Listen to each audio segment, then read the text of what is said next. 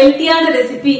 Beetroot குழம்பு தான் செஞ்சு காட்ட போறேன். பீட்ரூட் குழம்புன்னு சொல்லலாம், பீட்ரூட் குருமான்னு சொல்லலாம். பீட்ரூட்னால எல்லாரும் என்ன பண்ணுவாங்க, பீட்ரூட் ஜூஸ், பீட்ரூட் பொரியல், பீட்ரூட் சாலட் இந்த மாதிரி தான் செய்வாங்க. நான் செஞ்சு காமிக்கிறேன் இதே மெத்தட்ல இந்த பீட்ரூட் குழம்பு பண்ணி பாருங்க. அவ்வளவு சூப்பரா இருக்கும். கறி சாப்பிடறவங்களுக்கு இந்த பீட்ரூட் குழம்பு கறி குழம்பு சாப்பிடற மாதிரியே இருக்கும். அவ்வளவு ருசியா இருக்கும். ரொம்ப ரொம்ப சிம்பிளா சங்கீதா ஸ்டைல்ல செஞ்சு காட்ட போறேன். நம்ம சேனல்ல யாரெல்லாம் என்ன சப்ஸ்கிரைப் பண்ணலையோ சப்ஸ்கிரைப் பண்ணுங்க. கீழே இருக்கிற பெல் பட்டன்ல மறக்காம ஆள் கொடுங்க. அப்பதான் நான் போற வீடியோ உங்களுக்கு உடனே வரும். வாங்க இப்ப எப்படி செய்யறதுன்னு பாக்கலாம். பீட்ரூட் குழம்பு செய்ய ஸ்டார்ட் பண்ணிடலாம். அதுக்கு தேவையானதெல்லாம் இப்ப அரைச்சிக்கலாம். ஒரு மிக்ஸி ஜார் எடுத்துக்கிட்டேன். அரை மூடி துருவன தேங்காய் போட்டுக்கலாம். 10 முந்திரி பருப்பு போட்டுக்கலாம். முந்திரி பருப்பு குழம்புக்கு நல்ல ஒரு திக்னஸும் கொடுக்கும், டேஸ்டும் கொடுக்கும். 2 பட்டை, 4 லவங்கமும் போட்டுக்கலாம். 1 டீஸ்பூன் சோம்பு போட்டுக்கலாம். சோம்பு ரொம்ப நிறைய போடக்கூடாதுங்க. இப்போ இதை அரைக்கிறதுக்கு தேவையான அளவு தண்ணி விட்டுக்கலாம். இப்ப நைஸா அரைச்சு எடுத்துட்டு வந்துடுறேன். பாருங்க, இந்த மாதிரி நைஸா அரைச்சு எடுத்துக்கணும். ஸ்டவ் ஆன் பண்ணி ஒரு பாத்திரம் வச்சுட்டேன். தேவையான அளவு எண்ணெய் விட்டுக்கலாம். கோகனட் ஆயில் தான் விடுறேன். 1 டீஸ்பூன் கடுகு போட்டுக்கலாம்.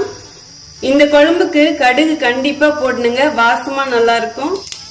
அன்னாசி மொட்டு 2 உடைச்சு போட்டுக்கலாம். வேற எதுவும் போடக்கூடாது. நம்ம ஏற்கனவே பட்டை லவங்கெல்லாம் போட்டு அரைச்சிருக்கோம். அன்னாசி மொட்டு மட்டும் போடுங்க போதும், இல்லைன்னா ஓவர் மசாலாவா இருக்கும். 2 கட்டி பூண்டு உரிச்சதும் போட்டுக்கலாம். பூண்டு நம்ம கூட குறைச்சி போட்டுக்கலாங்க, நம்ம விருப்பம் தான். பூண்டு செவக்கட்டும். இப்ப 1 கைப்பிடி சின்ன வெங்காயம் உரிச்சது கட் பண்ணி வச்சிருக்கேன். இதுவும் இதுலயே போட்டுக்கலாம். இப்ப எல்லாத்தையும் ஒண்ணு சேர கிளறி கொடுங்க. இந்த வெங்காயமும் கொஞ்சம் வதங்கட்டும். சின்ன வெங்காயம் போட்டு செஞ்சீங்கன்னா இந்த குழம்புக்கு ரொம்ப டேஸ்டா இருக்கும். பீட்ரூட்ல ஆல்ரெடி ஸ்வீட்னஸ் இருக்கு.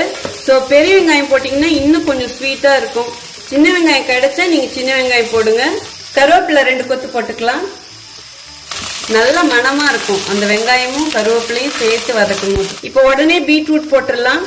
பீட்ரூட் நல்லா பெரிய பெரிய பீஸா போடணுங்க. அப்பதான் நமக்கு எடுத்து சாப்பிடும் போது சூப்பரா இருக்கும். நான்வெஜ் சாப்பிடறவங்களுக்கு இது கறி சாப்பிடுற மாதிரியே இருக்கும். ஏன்னா இது கறி குழம்பு டேஸ்டே வரும்.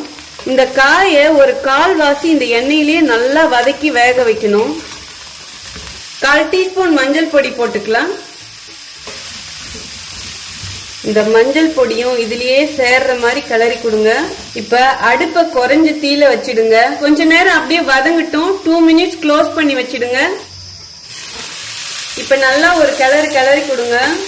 இடையில எடுத்து நம்ம நல்லா கிளறி கொடுக்கணும்.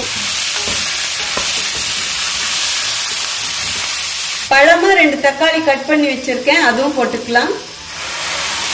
ஃபர்ஸ்டே தக்காளி போட்டீங்கன்னா காய் வேகாது. அதனாலதான் காய் நல்லா வதக்கிட்டு அதுக்கப்புறம் தக்காளி போடுங்க. ரொம்ப ரொம்ப ஈஸியான ரெசிபி. டேஸ்ட் செம்ம சூப்பரா இருக்குங்க.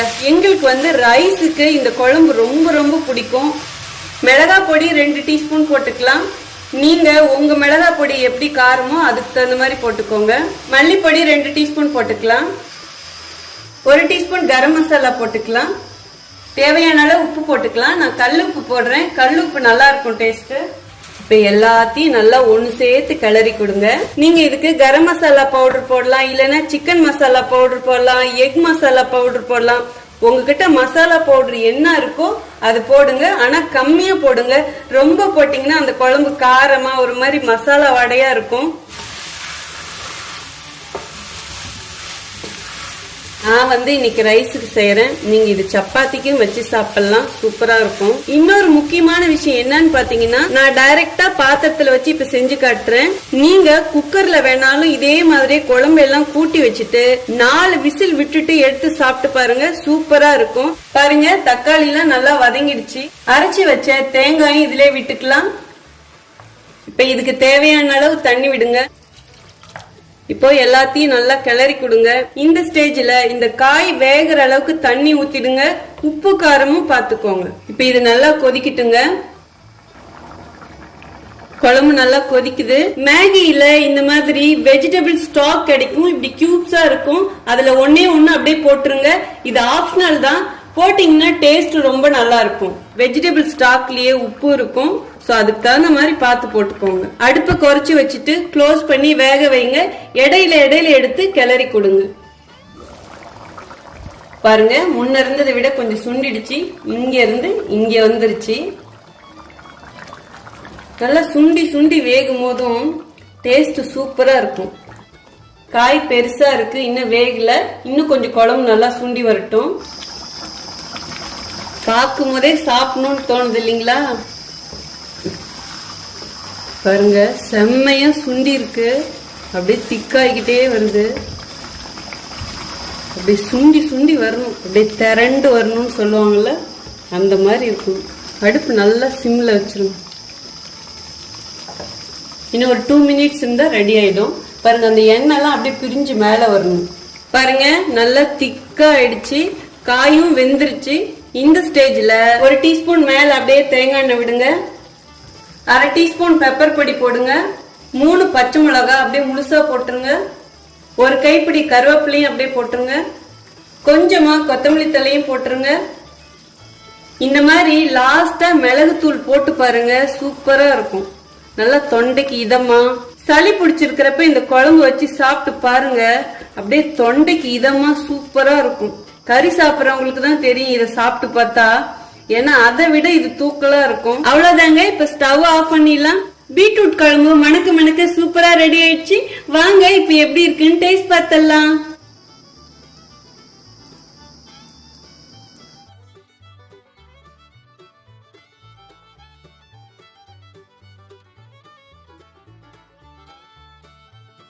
அவ்வளவுதாங்க, சூப்பரா நம்ம பீட்ரூட் குழம்பு ரெடி ஆயிடுச்சு. இப்ப எப்படி இருக்குன்னு டேஸ்ட் பார்த்தலாம்.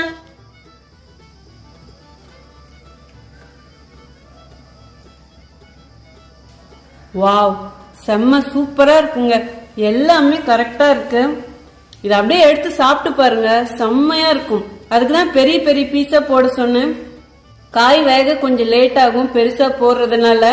பட் குழம்பு நல்லா சுண்டி வெந்துட்டு செம்ம டேஸ்டா இருக்கும். குழந்தைங்களுக்கு இந்த மாதிரி செஞ்சு கொடுங்க, ரொம்ப ரொம்ப நல்லது. உடம்புல ரத்தம் கம்மியா இருக்கிறவங்களுக்கு, அதாவது ஹீமோகுளோபின் கம்மியா இருக்கிறவங்க இந்த மாதிரி வாரத்துல 2 நாள் இப்படி பீட்ரூட் குழம்பு செஞ்சு சாப்பிட்டு பாருங்க. செம்ம டேஸ்டுங்க. அந்த குழம்பு சுண்டி சுண்டி வெந்துட்டு நான் சொன்னா புரியாது. கண்டிப்பா ஒரே ஒரு வாட்டி இந்த மாதிரி ட்ரை பண்ணி பாருங்க, அவ்வளோ சூப்பரா இருக்கு. நீங்க எப்பயும் சாப்பிட்றத விட 1 கைப்பிடி சாதம் சேர்த்து சாப்பிடுவீங்க, அந்த அளவுக்கு டேஸ்டா இருக்கும். பாருங்க, சுண்டிட்டு எவ்வளவு திக்கா இருக்குன்னு. சுண்ட சுண்டதான் அவ்வளோ டேஸ்ட் வரும். இந்த பீட்ரூட் குழம்பு ரைஸ்க்கு வச்சு சாப்பிடலாம், அதே மாதிரி சப்பாத்தி, இட்லி, தோசை கூட வச்சு சாப்பிடலாம். செம்ம சூப்பரா இருக்கும். ஆனா இது நல்லா சூடா சோறு வச்சுட்டு அதுல அப்படியே பிசைஞ்சு சாப்பிட்டு பாருங்க. நான்வெஜ் சாப்பிட்றவங்களுக்கு எல்லாம் இது ரொம்ப ரொம்ப பிடிக்கும். உங்களுக்கு இந்த ரெசிபி பிடிச்சிருந்தா கண்டிப்பா உங்க ஃப்ரெண்ட்ஸ் அண்ட் ஃபேமிலிக்கு ஷேர் பண்ணுங்க. ரொம்ப ரொம்ப பிடிச்சா லைக் பண்ணுங்க, ஷேர் பண்ணுங்க, கமெண்ட் பண்ணுங்க. மெயினா வீடியோ ஃபுல்லா வாட்ச் பண்ணுங்க. உங்களுக்கு ஏதாவது ரெசிபி வேணும்னா கமெண்ட் பாக்ஸ்ல சொல்லுங்க. அடுத்த ஒரு நல்ல வீடியோல சந்திக்கிறேன். See you, bye bye, love you all.